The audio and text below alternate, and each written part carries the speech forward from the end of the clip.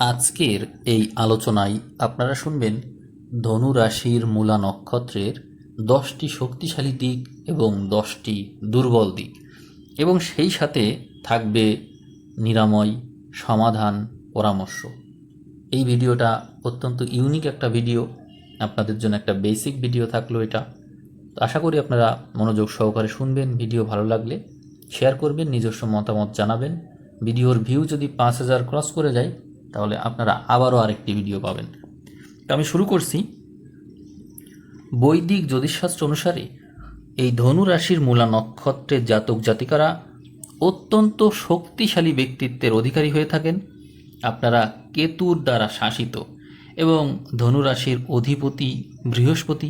এই বৃহস্পতির প্রভাবে এই নক্ষত্রের মানুষেরা, এই মূলা নক্ষত্রের মানুষেরা জীবনের গভীর রহস্য উন্মোচন করতে পারে, এবং যে কোনো পরিস্থিতির মূল বা শিকড় এটা খুঁজে বের করতে পারে।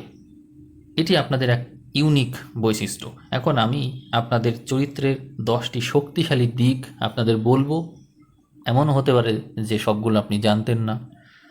প্রথম শক্তিশালী দিক হলো গভীর অনুসন্ধান করার ক্ষমতা। আপনারা যে কোনো বিষয়ে উপরিভাগ দেখেই সন্তুষ্ট হয়ে যান না।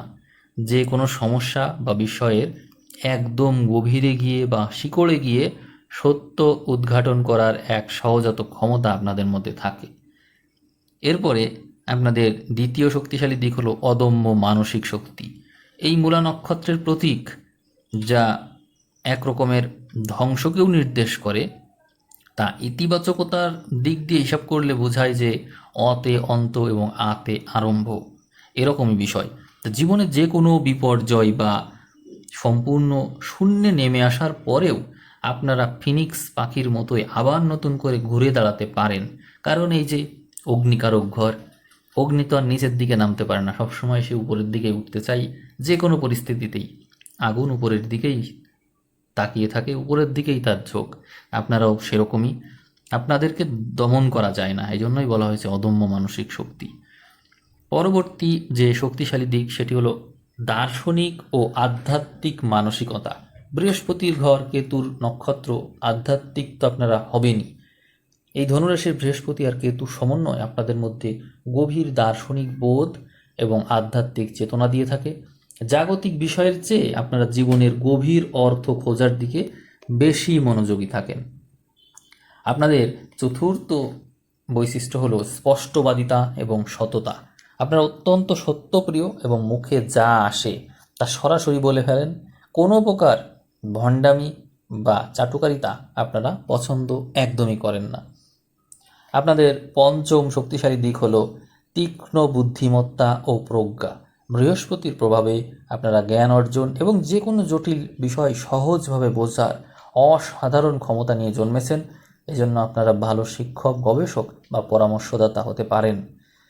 আপনাদের ষষ্ঠ শক্তিশালী দিক হলো সাহসিকতা এবং ঝুঁকি নেওয়ার ক্ষমতা।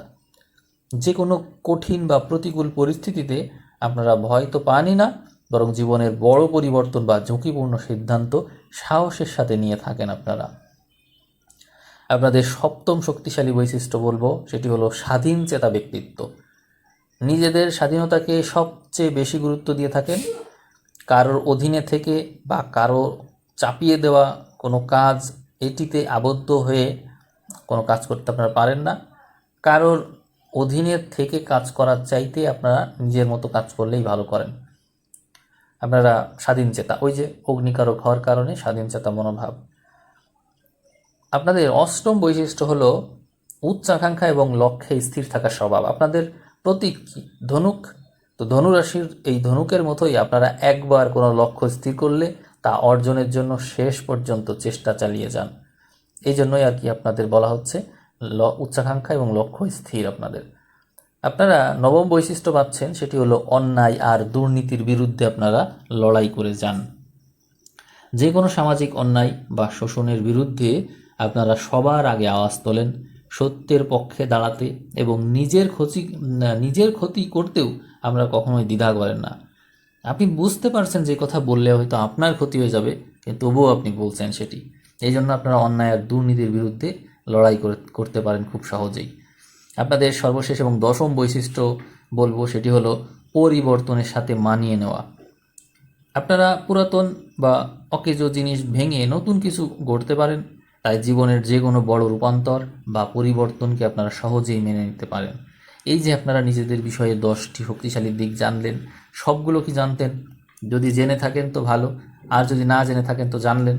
এখন এই শক্তিশালী দিককে কাজে লাগিয়ে আমরা যেন দুর্বলতাকে ঠিক করে নিতে পারি, সেই চেষ্টা করব। জেনে নেব এখন কি কি দুর্বলতা আপনাদের মধ্যে আছে এবং সবগুলো আপনি জানতেন কি না, দেখা যাক। তা আপনাদের প্রথম দুর্বলতা হলো চরম ক্ষোভ এবং ক্রোধ। আপনারা মূলা নক্ষত্রের, এই জন্য আপনাদের যে অধিষ্ঠাত্রী দেবী, তিনি কিন্তু ধ্বংসের দেবী। তাই রেগে গেলে আপনারা নিজেদের নিয়ন্ত্রণ হারিয়ে ফেলেন এবং রাগের মাথায় নিজেদেরই বড় ক্ষতি করে বসেন। তাই এই ক্ষোভ আর ক্রোধ আপনাদের বিপদের কারণ, অবশ্যই সেটি থেকে নিজেকে সেভ করতে হবে।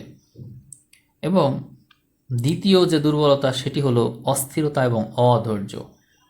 আপনাদের মনে সবসময় এক ধরনের অস্থিরতা কাজ করে, একটি কাজ শেষ করার আগেই অন্য কাজে হাত দেওয়ার প্রবণতা আপনাদের মধ্যে লক্ষ্য করা যায়, এটি একটি দুর্বলতা। আপনাদের মধ্যে তৃতীয় দুর্বলতা হলো রুক্ষ কথাবার্তা।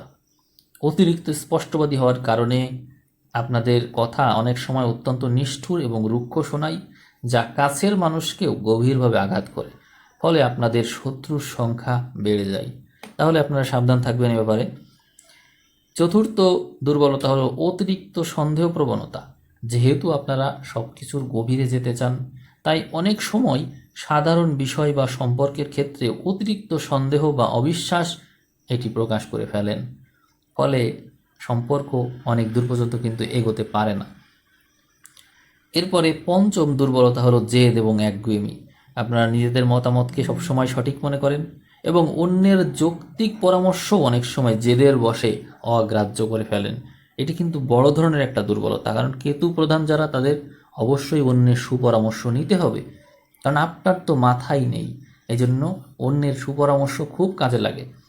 তো এই বিষয়টা অবশ্যই আপনারা কাজে লাগাবেন। ষষ্ঠ দুর্বলতা হলো সম্পর্ক টিকিয়ে রাখার চ্যালেঞ্জ। অর্থাৎ আপনাদের যে স্বাধীনচেতা স্বভাব এবং রুক্ষ আচরণ, তার কারণে পারিবারিক এবং দাম্পত্য জীবনে প্রায়শই ভুল বোঝাবুঝি এবং দূরত্ব তৈরি হয়ে যায়। আর এই জন্য নিজের সম্পর্ক টিকিয়ে রাখার জন্য একটু নমনীয় হতে হবে, একটু শান্তশিষ্ট হতে হবে। এর জন্য সবার শেষে পরামর্শ দেব, শুনতে থাকুন। আপনাদের সপ্তম দুর্বলতা হলো অতীতের প্রতি মোহ এবং অনুশোচনা। কেতুর প্রভাব আপনাদের উপর রয়েছে, আর এই কারণে মাঝে মাঝে অতীতে ঘটে যাওয়া নেতিবাচক ঘটনা বা ভুল সিদ্ধান্ত নিয়ে অতিরিক্ত চিন্তা করে নিজেদেরকে এমনভাবে আবিষ্ট করে ফেলেন, ফলে বর্তমানটাকেও নষ্ট করে ফেলেন। অতএব অতীতের প্রতি মোহ কাটাতে হবে। অষ্টম দুর্বলতা হলো আকস্মিক মেজাজের পরিবর্তন। মুড সুইংটা খুব বেশি হয়।